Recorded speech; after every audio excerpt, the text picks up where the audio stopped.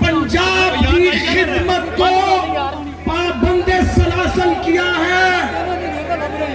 तुमने शहबाज शरीफ को नहीं, तुमने पंजाबियों की इज्जत पे हाथ डाला है। इमरान खान कान खोल कर सुन लो, जेलें, मुकदमे, इल्जाम, जबर, नाइंसाफी मुस्लिम लीग नून के शेरों और शेरनियों का रास्ता नहीं रोक सकते।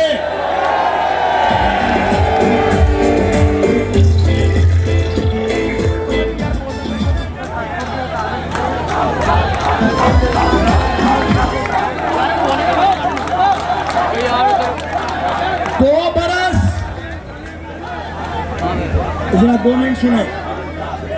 2 बरस हमने तुम्हें पूरी कौम ने तुम्हें बर्दाश्त किया, तुमने काम नहीं किया। तुमने पाकिस्तान की मईशत का